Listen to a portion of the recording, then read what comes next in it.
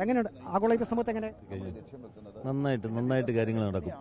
നമ്മുടെ ശബരിമലയുടെ വികസനത്തിന് എല്ലാ വിധത്തിലുമുള്ള സഹായകരമായിട്ടുള്ള അവസ്ഥയിലേക്ക് എത്തും എന്നാണ് ഞങ്ങളുടെ വിശ്വാസം.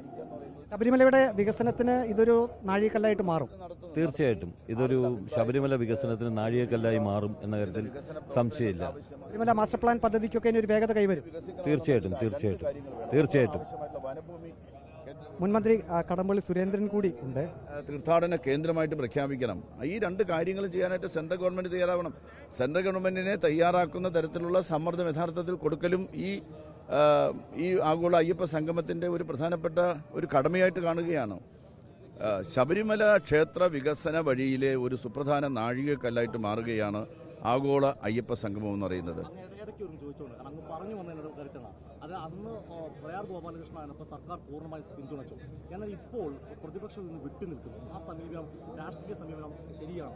പ്രതിപക്ഷം ഏത് വിഷയത്തെയും അന്ധമായ രാഷ്ട്രീയ തിമിരം ബാധിച്ച കണ്ണുകൾ കൊണ്ട് മാത്രം കാണുന്നവരാണ്. അതുകൊണ്ടാണ് ആഗോള അയ്യപ്പ സംഗമത്തെ എതിർക്കാനായിട്ട് പ്രതിപക്ഷം തയ്യാറാകുന്നത്. ഈ സംഗമത്തിന്റെ ഉദ്ദേശശുദ്ധിയിൽ പ്രതിപക്ഷത്തിൽ ആർക്കെങ്കിലും സംശയമുണ്ടാകുമെന്ന് എനിക്ക് തോന്നുന്നില്ല. കാരണം രണ്ട് കാര്യങ്ങളാണ്. ഏറ്റവും പ്രധാനമെന്ന് പറയുന്നത് ശബരിമലയുടെ വികസനത്തിന് ആവശ്യമായിട്ടുള്ളത് വനഭൂമിയാണ്.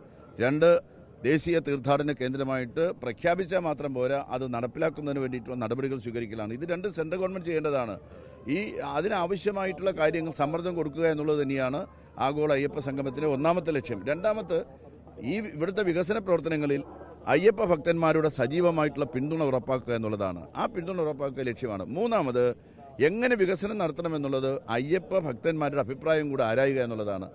ഈ മൂന്ന് കാര്യങ്ങളിലും ഈ സംഗമം മഹാവിജയമായിരിക്കുമെന്നുള്ള കാര്യത്തിന് സംശയമില്ല.